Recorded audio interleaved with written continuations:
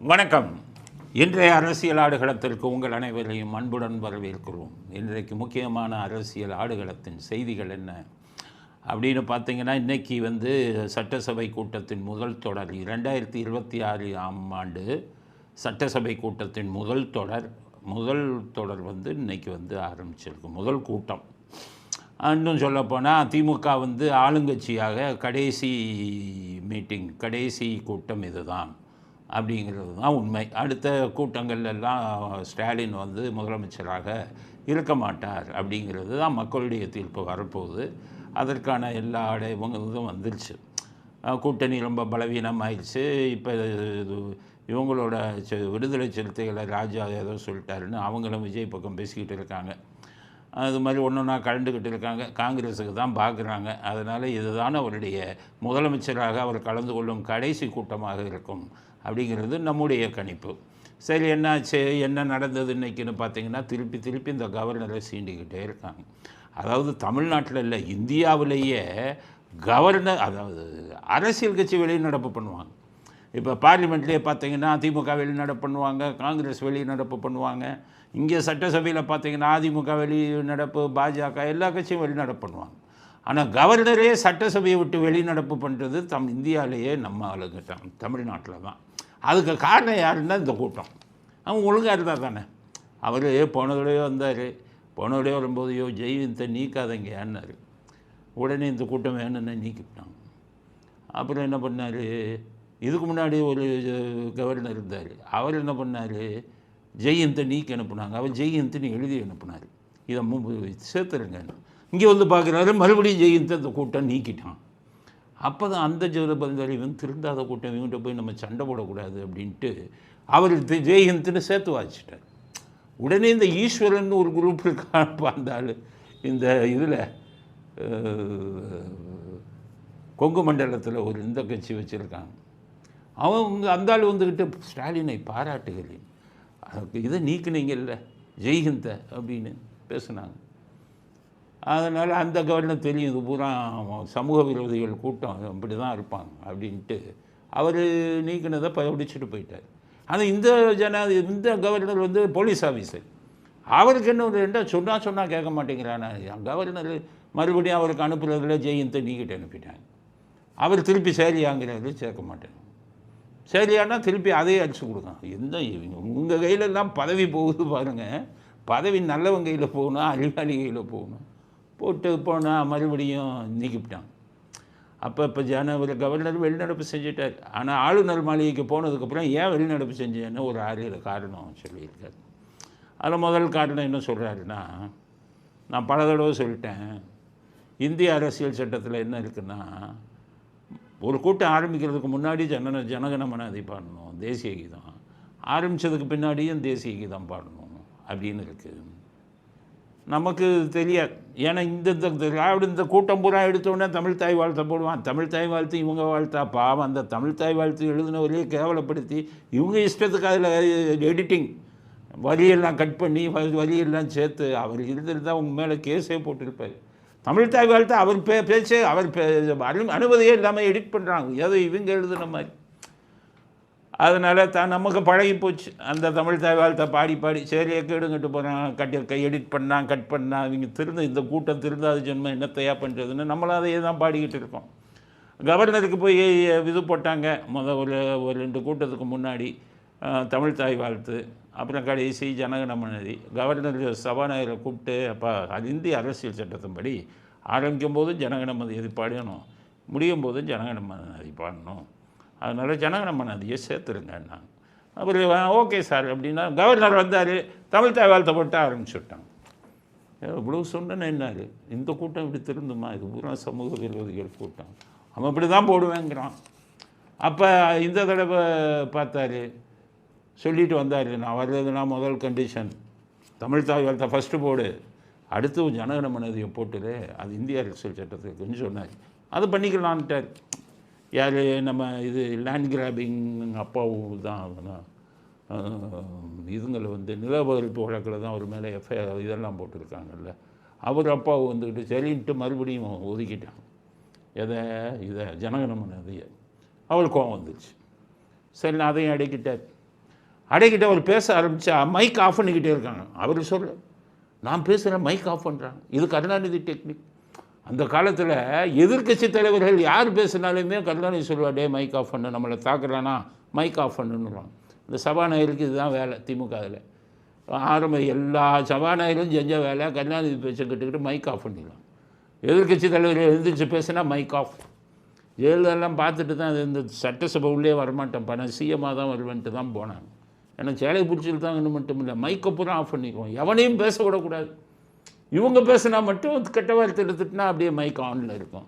அதைத்தான் இன்றைக்கி சொல்கிறாரு, என்னை பேச கூப்பிட்டுட்டு மைக்கை ஆஃப் பண்ணுறாங்க, எனக்கு கேவலம் இல்லையா, அது எனக்கு மனசை புண்படுத்துச்சு அப்படின்னா அதையும் சொல்கிறாரு. ஆனால் ஜனகணமனதி நான் என்ன சொல்கிறேன்னா, கவர்னர் மேலேயும் ஒரு தப்பு இருக்குது. என்ன தப்புனா, நீங்கள் ஜனகணமனதி தேசிய கீதம் அதை பாடணும்னு நீங்கள் யார்கிட்டருந்து எதிர்பார்க்குறீங்க? நீங்கள் எதிர்பார்க்குற ஆள் யார்? இந்தியாவுக்கு சுதந்திரம் கொடுக்கக்கூடாதுன்னு சொன்ன கூட்டமாச்சே, அவங்கள போய் ஜனகணமனதி பாடினா எப்படி பாடுவான்? அது மட்டும் இல்லையா, இந்தியாவுக்கு சுதந்திரம் அடைஞ்ச நாளுக்கு கருப்பு கொடி கட்டினாங்களே, ஜஸ்டிஸ் கட்சின்னு சொல்லி அந்த நம்ம இந்த வெள்ளைக்காரர்களுக்கு ஆதரவாக இருந்த கட்சியோடு அவங்க ஒன்றா இருந்தவங்களாச்சே. அவங்க இந்த கூட்டமும் பூரா அவங்களோட இருந்தவங்களாச்சே. இவங்களுக்கும் தேசப்பற்றுக்கும் எவ்வளவு தூரம், கிலோமீட்டர் தூரம். ஆனால் கவர்னர் இவங்ககிட்ட போய் நீ ஜனகணமனதை பாடிச்சான்னு இவங்க பிரிவினைவாதிகள் தானே. அந்த காலத்திலிருந்தே சுதந்திரம் இருக்கும்போதே நாட்டுக்கு துரோகம் செய்தவர்கள் தானே, வெள்ளைக்காரருடன் கைகுலுக்கியவர்கள் தானே. இந்திய நாட்டுக்கு சுதந்திரம் கொடுக்காத. ஆனால் கரெக்டாக சொன்ன இன்னொன்று என்ன சொன்னாங்க, ஒரு இதில் தீர்க்கதரிசி இந்த திமுக தலைவர்கள் தான் வெள்ளைக்காரன் சொன்னாங்க, இது சுதந்திரம் கொடுக்காதன்னு. ஆனால் அவன் கேட்டான், வெள்ளைக்காரன் ஏன் கொடுக்காதங்கிறான், எங்களை மாதிரி ஆள் ஆட்சிக்கு வருவான், 1,00,000 கோடி கொள்ளையடிப்பான், நாட்டையே குட்டிச்சவராக்கிடுவான், அதுக்கு நீ மேல், நீ கொள்ளையடிக்க மாட்ட, ஆனால் நீ கொடுத்தனா எங்களை மாதிரி ஆளு திருப்பி வந்துடுவாங்க அப்படின்னு அப்படி தான் சொன்னாங்க. வெள்ளைக்காரன் பார்த்தா கெடுக்கிட்டு போங்கப்பா, இன்னுமே வச்சுக்கிட்டு இருக்க முடியாது, நீ லஞ்சம் வாங்கு எதை வாங்கு அப்படின்னு கொடுத்துட்டு போனான். அப்போதே சுதந்திரம் கொடுக்கக்கூடாதுன்னு சொன்ன ஆளுங்களை போய் கவர்னர் போயிட்டு ஜனகணமனதி பாடியா பாடியானா எப்படி கேட்பான்? அதனால் கவர்னர் இதை எதிர்பார்த்துருக்கக்கூடாது. மோசமான கூட்டம் இல்லை. அதுக்கடுத்தது கவர்னர் சொல்கிறார், நான் வெளியே நடப்பு செஞ்சதுக்கு ஒன்று மைக் ஆஃப் பண்ணிக்கிட்டே இருக்கான், பேச விட மாட்டேங்கிறான், என்னையும் அரசியல்வாதி மாதிரி ஆக்கிட்டான். இன்னொன்று இதுதான் ஜனகணமனதி எவ்வளவோ சொன்னேன், பாட மாட்டேன்ட்டான் அப்படின்ட்டாரு. மூணாவது என்ன சொல்கிறாருன்னா, பொய்யா சொல்கிறாங்க. 12 லட்சம் கோடிக்கு அதிகமான அந்நிய முதலீடை ஈர்த்திருக்கிறோம்னு சொல்கிறாங்கங்கிறார். அது பொய்யுங்கிறார். நம்மெல்லாம் நம்பிக்கிட்டு இருந்தோம். ஏன்னா இது ஊடகத்தை பூரா கையில் வச்சுருக்கான், எல்லா பேரும் இது லஞ்சம் வாங்குகிறான். டெலிவிஷன் சேனல்லேருந்து எல்லா பேரும் இதே தான் வேலை. இவங்ககிட்ட கடனை வாங்கிட்டு அவங்க 12 லட்சம் கோடி வெளிநாடு முதலீடுகளை ஈர்த்திருக்கிறோம்னு போட்டு விட்டுறான். கவர்னர் பார்த்தாரு, 12 லட்சம் கோடி வந்திருக்குன்னு இவங்க சொன்ன உடனே ரெக்கார்டு எடுத்து வெரிஃபை பண்ணார், எவ்வளோடா வந்திருக்குன்னு. பார்த்தா இல்லை, என்னடா பொய்ய சொல்லிக்கிட்டு இருக்காங்க. இதை கவர்னருடைய சேர்த்தா அவ்வளோதான் நினச்சார், கரெக்டாக சேர்த்துட்டான். 12 லட்சம் கோடி வெளிநாடு முதலீடுகளை அவர் போட்டு செக் வச்சுட்டார். நான் படிக்க மாட்டேன். அவரை சொல்கிறார், 12 லட்சம் கோடி ஈர்த்துட்டான்னு உங்களெல்லாம் ஏமாத்துறான், நான் என்ன வாயால் சொல்ல வைக்கிறாங்க, நான் எப்படி சொல்கிறது, அதனால தான் வெளிநடப்பு செஞ்சேங்க. அதையும் ஒரு காரணமாக சொல்கிறார். அதுக்கடுத்தது அவர் வெளிநாடு செஞ்சதுக்கு காரணம் என்னன்னு சொல்கிறாருன்னா, அதுக்கடுத்தது பார்த்திங்கன்னா கவர்னர் போக்சோ கேஸு 55% உயர்ந்திருக்கு, பாலியல் பலாத்கார வழக்குகள் 35% உயர்ந்திருக்கு. ஆனால் இதில் என்ன எழுதுகிறாங்கன்னு கேட்டிங்கன்னா, சட்டம் ஒழுங்கு அமைதி பூங்காவாக தமிழ்நாடு திகழ்கிறதுன்னு எழுதுகிறாங்க. நானே கூப்பிட்டு அந்த அப்பாவிட்ட சொன்னேன், என்னையா போக்சோ கேஸு சிறு மைனருங்க கேஸ் எல்லாம் பாலியல் பலாத்காரம் 55% கூடியிருக்கு, என்ன நீங்கள் 35% பாலியல் பெண்களுக்கு எதிரான பாலியல் பலாத்காரம் கூடியிருக்கு, நீ என்னடானா சட்டம் ஒழுங்கு இதாக இருக்குது அப்படின்னு சொல்லி எழுதுறீங்களேன்னு கேட்டாங்க. ஆனால் திருப்பி அதையே எழுதிட்டாங்க. நான் படிக்க மாட்டேன்னு, அதுக்கு எனக்கு மனசாட்சி ஒத்துக்கலைங்கிறார்.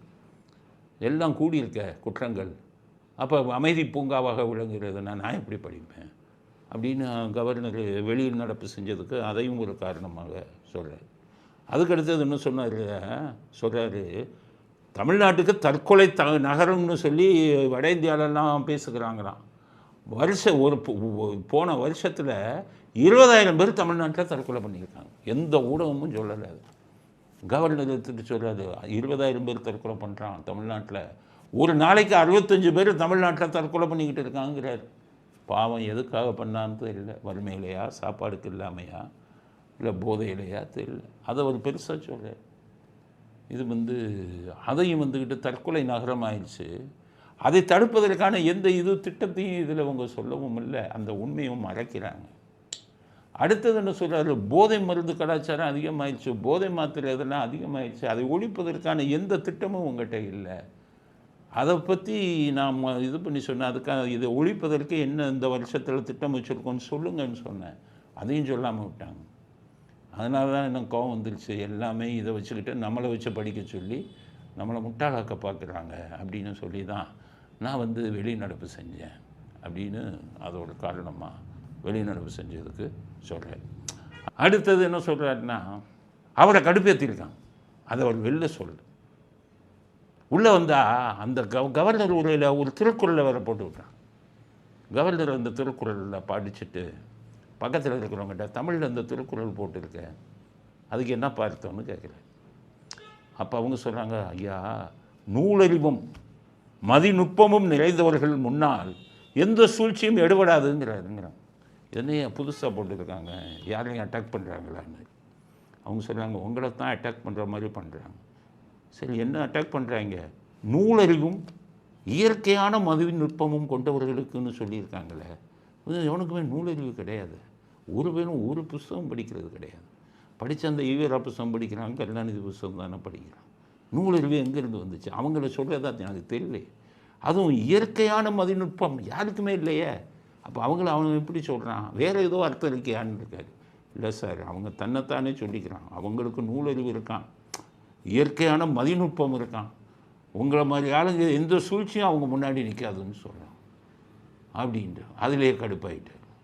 என்னடா நம்மளை முட்டாளுன்ட்டு இவங்களெல்லாம் நூலறிவு மதிநுட்பம் சொல்கிறாங்களா அப்படின்னு. அதுவும் ஒரு கோபம். ஆரம்பத்திலேயே அந்த திருக்குறளை பார்த்தோன்னா ஒரு கோபம் வந்துச்சு, அதை சொல்லலை. அடுத்தவரை எப்படி கடுப்பேற்றினாங்கன்னா, வந்த உடனே ஒரு புஸ்தகத்தை கொடுக்குறாரு அப்பாவும், கருணாநிதி ஃபோட்டோ போட்டு கருணாநிதியை பற்றின புஸ்தகத்தை கொடுக்குறாரு. எந்த புஸ்தகத்தை கொடுத்து தொலைச்சாங்கன்னு தெரியல, அவ்வளோ கோபமாயிட்டார். அந்த புஸ்தகத்தை பார்த்த உடனே மூட் அவுட் ஆயிடுச்சு. ஏன்னு கேட்டிங்கன்னா, கருணாநிதி சர்ச்சைக்குரிய புஸ்தகம்லாம் நிறைய எழுதியிருக்காரு, நிறையா. திருக்குறளை பற்றி குறள் ஓவியம்னு எழுதியிருக்காரு. அது திருக்குறளில் உலகம் பூரா படிக்கிறாங்க, கவர்னரும் படிச்சிருப்பார். அந்த புஸ்தகத்தில் குறள் ஓவியம்ட்டு காமத்து பாலை இன்பத்து பால்னு போடுறாரு. நான் அப்போவே சொன்னேன், காமம் வேறு இன்பம் வேறு. வள்ளுவர் கரெக்டாக போட்டிருக்காரு காமத்து பால், அது இன்பத்து பால்னு கருணாநிதி மாற்றி குறளோவியத்தில் எழுதியிருக்காரு. பெரிய அறிஞர்கள்லாம் கூப்பிடுங்க, தமிழ் அறிஞர்களை, காமமும் இன்பமும் ஒன்றா? வள்ளுவர் எழுதிய காமத்து பால் அப்படிங்கிறத இன்பத்து பால்னு மாற்றுறதுக்கு இவருக்கு என்ன ரைட் இருக்குன்னு எல்லாம் கேட்டேன். ஏன்னா இன்பத்து பாலுங்கிறது வேறு. யாம் பெற்ற இன்பம் பெருகை வையகமேனா, அது காமத்துக்கு இணையானது அந்த இன்பங்கிறது. அதனால் இவர் கூட எழுதினார், நம்ம பெரிய இவர் பாரதியார், செந்தமிழ் நாடனும் போது நிலை இன்பத்தேன் பாயுது காது நிலைன்னா அங்கே இன்பத்தேன்னு சொன்னார். அது என்ன காமமா? அதனால் கருணாநிதி என்ன பண்ணிட்டார், வள்ளுவர் எழுதிய காமத்துப்பாலை போய் இன்பத்துப்பால்னு மாற்றினார். அது இவர் இந்த புஸ்தகத்தில் தான் அந்த புஸ்தகத்தை கொடுத்துட்டாங்களான்னு தெரியல, குறள் ஓவியம் அதில் கடுப்பானாரான்னு தெரியல. அதுக்கப்புறம் இன்னொரு புக்கெல்லாம் எழுதினார். என்னென்னா, ஒரு கணவர், அவர் மனைவியை இறந்துடுறாங்க. அப்போ வயசு பெண்ணு தான் கூட இருக்காங்க. அதுக்கப்புறம் அவர் கல்யாணம் பண்ணலை, தன்னுடைய பெண்ணோடைய தவறான தொடர்பு வச்சாருன்னு கருணாநிதி ஒரு புக்கு எழுதினார். எவ்வளோ மோசமான ஒரு கேரக்டர் பாருங்கள் அந்த புஸ்தகத்தில் வர்ற கேரக்டர். தன்னுடைய சொந்த மகளுடனேயே உறவு வைத்ததா கதை. ஆனால் அந்த கதைக்கு என்ன பேர் வச்சாருன்னா போலீஸ்காரன் பொண்டாட்டின்னு வச்சார். அப்போ போலீஸ்காரன் மேலே அவருக்கு அவ்வளோ கோபமாக இருந்திருக்கு கருணாநிதிக்கு. இந்த இதுகளெல்லாம் அடித்தாங்கல்ல, எதிர்க்கட்சி போராட்டத்தெல்லாம் போலீஸ் அடித்த உடனே மோசமான கதை எழுதி அதில் போலீஸ்காரன் பொண்டாட்டின்னு வச்சார்.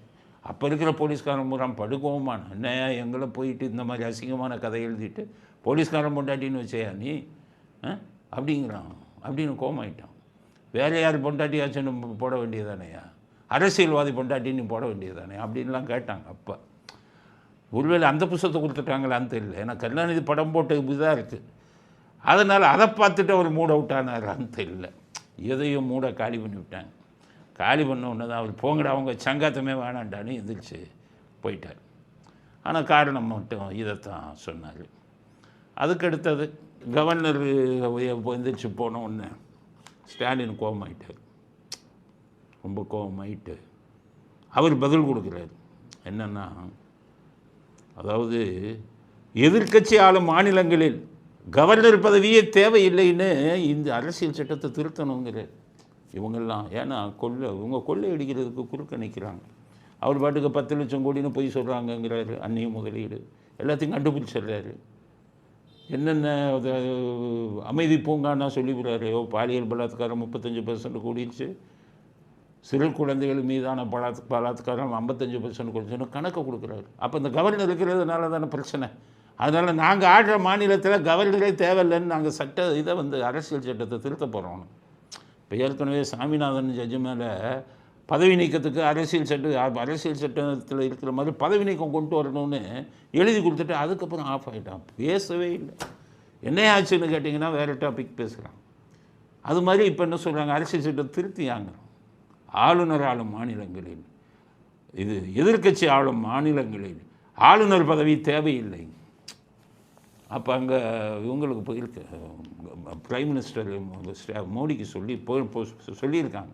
இந்த மாதிரி இன்றைக்கி ஸ்டாலின் பேசியிருக்காரு. அதுக்கு சிரிச்சுக்கிட்டே மோடி சொன்னாராம், ரைட்டு திருத்திடலாம். அதே மாதிரி இந்தியாவில் மாநில கட்சிகள் தேவையில்லை, தேசிய கட்சிகள் மட்டும்தான் இருக்க வேண்டும்னு அரசியல் சட்டத்தை திருத்திடலாம் அப்படின்னு மோடி சொல்லியிருக்காரு. இன்னும் உங்களுக்கு நியூஸ் வரல. ஆளுநரே வேணான்னா நீங்கள் மாநில கட்சி வேணான்னு திருத்திட்டாங்கன்னா முடிஞ்சு போச்சு. நீங்கள் எங்கே வருவீங்க ஆட்சிக்கு அப்புறம்? அதனால் அவங்க அந்த மாதிரி பண்ணலாம்னு ஒரு ஐடியாவில் இருக்காங்க. அதுக்கு அடுத்தது என்ன சொல்கிறாருன்னா, ஆட்டுக்கு தாடி நாட்டுக்கு கவர்னர் அப்படின்னு அண்ணா சொன்னார். அறிஞர் அண்ணா அவர் சொல்கிறார். ஆனாலும் ஆட்டுக்கு தாடியும் நாட்டுக்கு கவர்னரும் தேவையில்லைன்னு சொன்னார் அண்ணாதுரை. ஆனால் அவரும் கருணாநிதி அவர்களும் ரொம்ப மரியாதை கொடுத்தாங்க. யாருக்கு? கவர்னர். நானும் அவ்வளோ மரியாதை கொடுத்தேங்கிறார். இவர் தான் கவர்னரை பார்த்து ஒருத்தன் இருக்கானே இந்த வீடியோ பாருங்க. இன்னைக்கு யாரோ தமிழ்நாடுன்னு சொல்லக்கூடாது புலம்பிக்கிட்டு இருக்கிறானே, நான் கேட்குறேன். இந்த வீடியோவில் ஒருத்தன் இருக்கானேன்னு கவர்னர் சொல்லியிருக்கார். ஆனால் இங்கே என்ன சொல்கிறாரு, நானும் மரியாதை கொடுத்தேன், அவங்க அப்பாவும் மரியாதை கொடுத்தேங்கிறார். எவ்வளோ வண்ட பொழுது. அடுத்தது கனிமொழி திருமாவளவன் எல்லாம் கவர்னருக்கு கண்டனம் சொல்லி வச்சுருக்காங்க. சொல்கிறாங்க, இப்படி ஒரு அநாகரிகமான கவர்னரை நாங்கள் பார்த்ததில்லைன்னு. அந்த சட்டசபை அநாகரிகமாக நடந்ததே நீங்கள் தான். ஜட்டியோடு சுற்றினாலுங்க, பெஞ்சு மேலையில் குதிச்சாலுங்க. நீங்கள் இப்போ நான் பேசின வாயில் எத்தனை கெட்ட வார்த்தையும் பேசின அநாகரிகமாக நடந்தாலுங்க நீங்கள். அவர் பாவம் இங்கிலீஷில் பேசிட்டு நேர்மையாக பேசிட்டு வந்தால் அவரை போய் அநாகரிகமான கவர்னரை நாங்கள் பார்த்ததில்லைன்னு 2 பேரும் கண்டனம். இந்த அம்மா அண்ணனுக்கு ஆதரவு, அவர் திரும்ப கூட்டணி கட்சிக்கு ஆதரவு அப்படின்ட்டு கண்டனம் சொல்லிச்சிட்டாங்க. அதுக்கப்புறம் இன்னொன்று சொல்லிட்டாங்க. இன்றைக்கி வெளியில் ஜனவரி 26ஆம் தேதி குடியரசு தினம், கவர்னர் தேநீர் விருந்து வைக்கிறார், அதை புறக்கணிப்போம்ங்கிறார். கவர்னர் மட்டும் வெளிநடப்பு செய்யக்கூடாதான் சட்டசபையை விட்டு. அவர் அநாகரிகமாக நடக்கிறாராம். ஆனால் இவங்கெல்லாம் இது இன்றைக்கி குடியரசு தினத்தன்னைக்கு வரக்கூடிய தேநீர் விருந்தை புறக்கணிக்கலாமா? இப்போ இவங்க அநாகரிகமாக இருந்தாங்க. நீ தேநீர் விருந்தை மட்டும் புறக்கணிக்கலை, குடியரசு தினத்தையே புறக்கணிச்சிருக்கீங்க. நீங்கள் என்ன வேணாலும் பண்ணுவீங்க, ஆனால் கவர்னரை எதுவும் பண்ணக்கூடாது, உங்களுக்குன்னு ஒரு சட்டம் அப்படிங்கிறத அப்போ புரிஞ்சுக்கணும். அந்த ஆர்எஸ் பாரதின்னு ஒரு நாட்டு வக்கீல் இருந்தார், உங்களுக்கு தான் தெரியும். அவர் என்ன சொல்கிறார் தெரியுமா, அந்த கவர்னர் இதை வச்சுக்கிட்டு, கவர்னர் பாஜக கட்சியை சேர்ந்து வருவப்பா அப்படிங்கிறார். எல்லா கவர்னரும் பாஜக கட்சியை தான் சேர்ந்தவங்க. அப்படி நீங்கள் ஆட்சியில் இருக்கும்போது கூட்டணி ஆட்சியில் இருந்தீங்களே, அப்போ யார் யாரை கவர்னராக போட்டிங்க? ஆர்எஸ் பாரதிக்கு தான் கேட்குறேன்.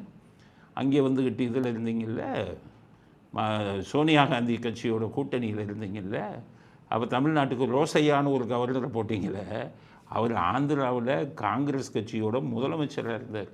அவர் மட்டும் காங்கிரஸை சேர்ந்தவர் இல்லையா? நீங்கள் கூட்டணி ஆட்சியில் 2006 இருக்கும்போது உங்கள் கட்சி தலைவர் கருணாநிதி சோனியா காந்திகிட்ட போய் சுர்ஜித் சிங் பர்னாலாவை போடுங்க கவர்னராக, எங்களுக்கு நல்லா ஜாலர் அடிப்பாருன்னு சொல்லி உங்களுக்கு நண்பராக இருந்த சுர்ஜித் சிங் பர்னாலாவை நீங்கள் போடலையா? அப்படின்னா அப்போ பாஜகவை என்ன பண்ணுவாங்க, அவங்களுக்கு வேண்டியால போடத்தானே செய்வாங்க. நீங்கள் என்ன யோகியமாக கவர்னரை அப்பாயின்ட் பண்ணீங்களா அப்படிங்கிறது தான் ஆர்எஸ் பாரதிக்கு கேட்குது. அதனால் கவர்னர் விஷயத்தில் அவ்வளோ நடந்து போச்சு. இன்னும் மற்ற விஷயத்தை பற்றி பேசணும். அதனால் இதோட கவர்னர் இதை பற்றி வந்த செய்திகள் நம்ம வந்து இந்த விஷயங்கள்லாம் பதிவு செய்ய விரும்புகிறோம். அடுத்தது ஜனநாயகன். இன்றைக்கி வந்து ஜனநாயகன் பட வழக்கு இன்றைக்கி உயர் நீதிமன்ற பெஞ்சு, தலைமை நீதிபதி பெஞ்சில் வந்தது. எல்லாத்தையும் கேட்டாங்க தலைமை நீதிபதி. இவங்க சொன்னாங்க, விஜய் கட்சியிலேருந்து சொல்கிறாங்க, பாருங்கள் சார், 5 பேர் சேர்ந்து சென்சார் போர்டில் பார்த்தாங்க, பார்த்துட்டு அனுமதி கொடுத்துட்டு இன்னொரு ஆள், அந்த 5 பேர்லேயே ஒரு ஆள் மறுபடியும் புகார் கொடுத்துட்டாரு. அதை வச்சுக்கிட்டு டிலே பண்ணுறாங்க. அந்த 5 பேர்த்தில் ஒரு ஆள் புகார் கொடுத்தாரு யார், அவர் தூண்டி விட்டது யார், இவங்க பராசக்தி படக்குழுவை வச்சிருக்கக்கூடிய ரெஜென்ட்டிலிருந்து யாரை பிடிச்சாங்க, மத்திய அரசாங்கத்தில் எந்த மந்திரியை பிடிச்சாங்க, யாரை வச்சு பிடிச்சாங்க, எப்படி இதாச்சு, அந்த மந்திரி இவங்களை கூப்பிட்டு சென்சார் போர்டை கூப்பிட்டு கொடுக்காத அப்படின்னது. உயர் நீதிமன்றம் தனி நீதிபதி அவங்களுக்கு அனுமதி கொடுத்த உடனே ஸ்டே போடு, அப்பீல் போடு அப்படின்னு இந்த மந்திரி சொன்னது. இதெல்லாம் எல்லாருக்கும் தெரியும். கோர்ட்டில் சொல்ல முடியாதுன்னு அவங்க சொல்லிட்டாங்க பாருங்கள் அப்படின்னு. அதனால் தீர்ப்பை ஒத்தி வைத்திருக்கிறார். இன்னும் கனவு கண்டுக்கிட்டு இருக்காங்க. உங்களால் என்னத்தை கிழிக்க முடியும்? 500 கோடிக்கு படம் எடுத்து வைப்பான், உங்களுக்கு அது சரியில்லை இது சரியில்லைன்னா நிறுத்திடுவீங்களா உங்கள் படத்தை? வேறு ஆள்கிட்ட போய் பாருங்க. நீதிமன்றம் என்ன சொல்லுவாங்க, உனக்கு எது அப்ஜெக்ஷன், உனக்கு எதையா எதிர்ப்பு, எந்த காட்சியா எதிர்ப்புன்னு கேட்பாங்க.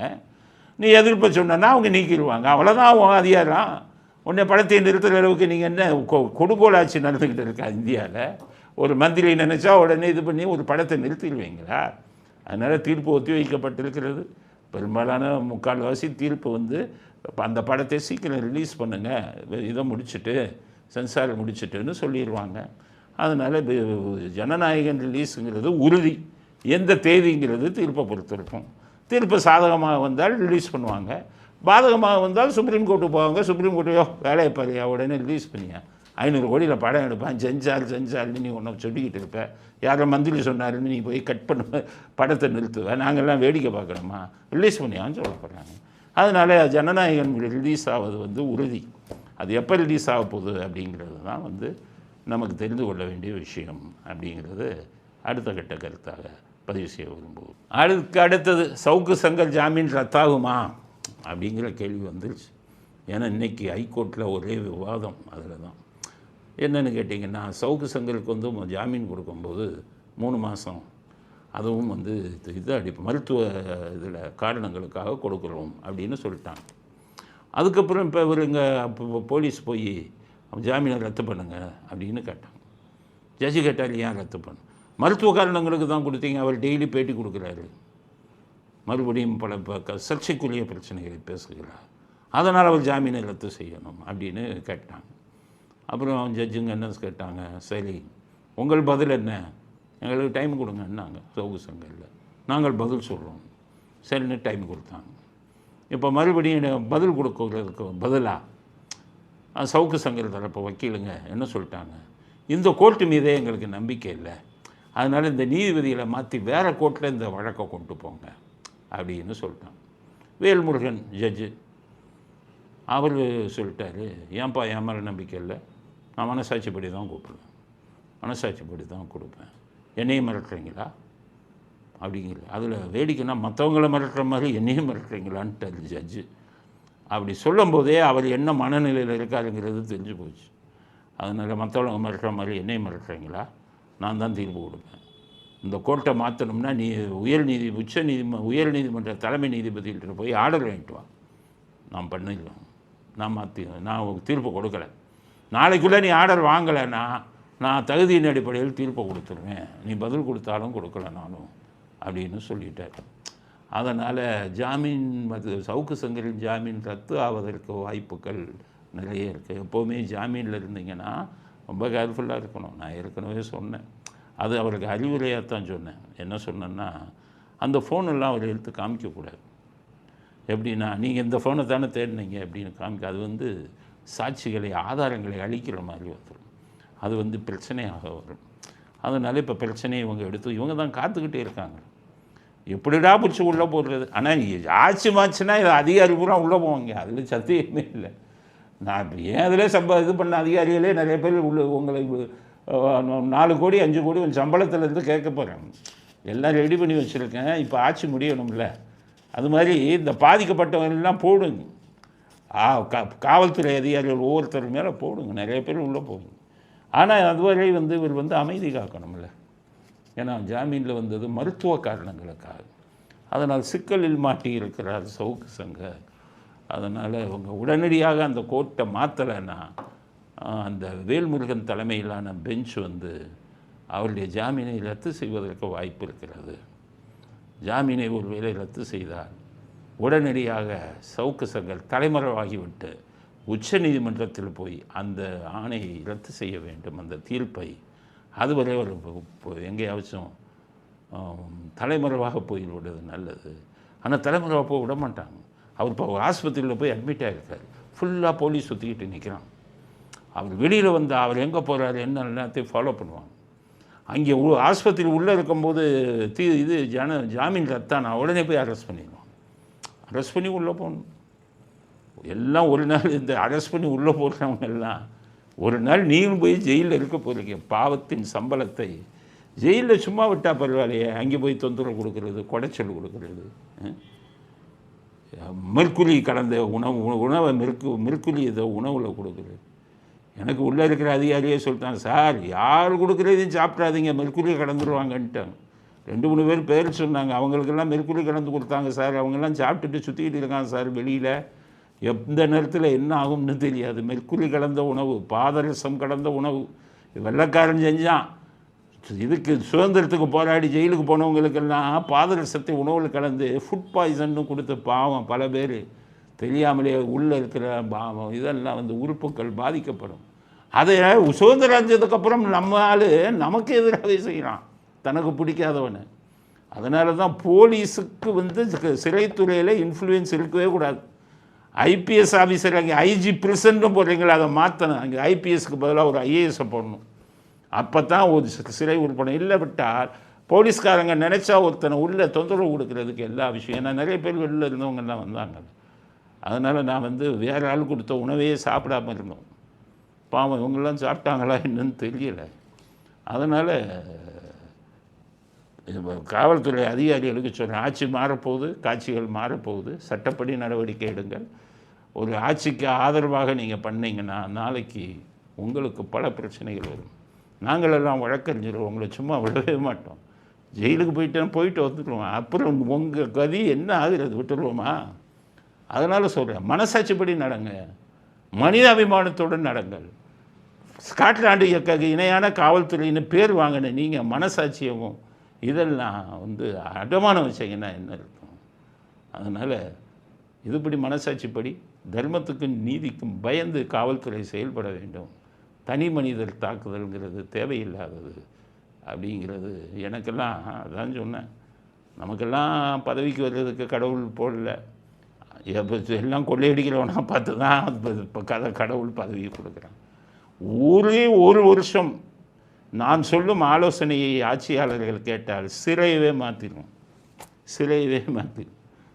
பீனாலஜி அப்படிங்கிற படிப்பை நான் படிச்சிருந்தேன் எம்எல்ல. உலகம் முழுவதும் சிறைத்துறை எப்படி செயல்படுகிறது போட்டிங்கன்னா சிறையவே காலியாக்கிடலாம். சிறைக்கு உள்ள 1500 பேர் 2000 பேர் இருக்கான்ல, எவனையுமே இல்லாமல் காலி பண்ணி விடலாம். வெளிநாடுகளெல்லாம் இப்படி தான் நடக்குது.